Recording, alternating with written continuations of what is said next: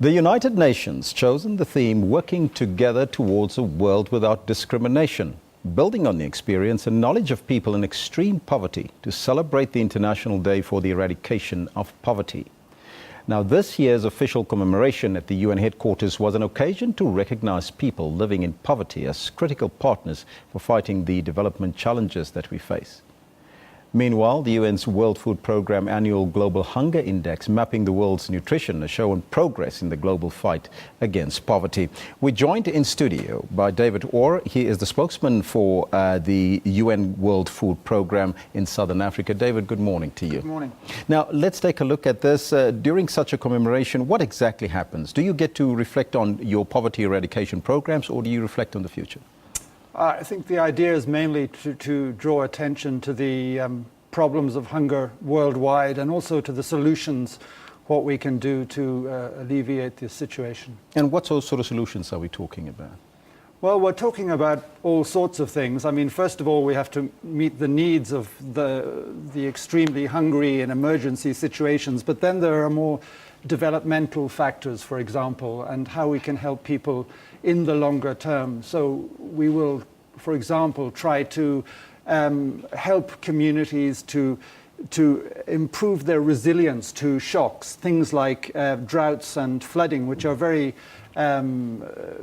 cyclical in southern Africa, for example. These sort of extreme weather-related events often linked to climate change. So if we can help them improve their resilience by building irrigation systems and water harvesting systems, that kind of thing, we will give them food, we'll give them vouchers, we'll give them cash in some instances, and this will help them to work, and in return for their labor they get this food or this cash, and then they build these assets which will help them in the longer term, and that is the theory at least, to resist these droughts and floods, which we see quite commonly now in southern Africa. Now let's talk about that. There has been reports that in southern Africa, countries like Zimbabwe and even Namibia are struggling either with severe drought and food supply shortages.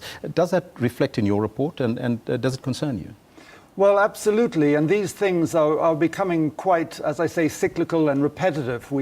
We're assisting nearly 2 million people in Zimbabwe this year, and these are people who, mostly in rural areas, whose crops have failed as a result of drought and erratic weather patterns. But there are other factors as well, high food prices and so on. We've got a slightly similar situation in Malawi. Namibia, very severe this year, 50% of the cereal production wiped out effectively. Well, we focus now on southern Africa, but which other parts of Africa are also facing severe food shortages and, of course, challenges in the medium to long term? Central African Republic is very bad.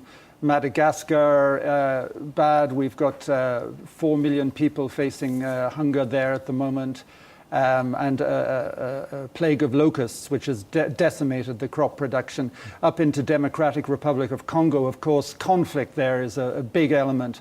Hundreds of thousands of people displaced from their homes, particularly in the east of their country, and we are obviously looking to support them with food assistance because they have nothing at all. They've been driven out from their villages, that kind of thing. So we have all sorts of different situations, as I say, ranging from emergencies to vulnerable people in communities whom we are trying to support with various programs. But there are some encouraging signs, though. The Global Hunger Index mapping the world's nutrition has shown progress in the global fight against poverty.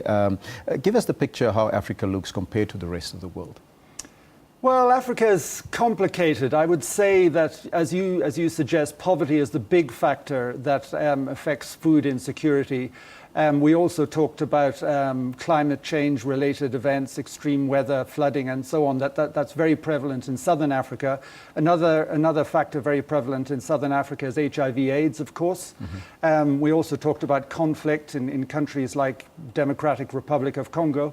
But what we have seen in Africa over the last decade or two is a lot of advances in urbanization, emerging middle-income countries, quite a few of those in this region as well, And all of this is helping to improve, this development is helping to improve people's food security. So those are very positive factors, I would say. As the World Food Programme, do you only focus on rural communities, or do you focus on urban communities as well? We focus on urban communities as well. We'll do school meals, for example. Before I moved to southern Africa, I was based in Kenya. And as well as doing school meals for children in the arid and semi-arid areas of the north and northeast, we'd also do school meals for children living in slums in the capital, Nairobi. So it's a mixture, but I would say most of the people we cater for tend to be in the rural areas. But it's not just about giving people a fish. You also teach them how to fish. I don't know if we exactly teach them how to fish, but we certainly try and work with them, as I explained earlier, the projects like resilience building, dams, irrigation canals, water harvesting systems, that kind of thing. We work a lot now with smallholder farmers, for example. We try and source as much of our food from smallholders, and in fact we're working here in South Africa with smallholder farmers trying to source food for Lesotho. And then just lastly, David, in your view, does global warming have an impact on food security? Certainly it does. We've seen it a lot in this region, increased flooding, drought. I think it's an increasing factor worldwide, where we see cropland being pushed back by desert and so on. It's a big element, yes. David, thank you so much for your time. That is David Hall from the UN World Food Programme speaking to us right here in studio. Meanwhile,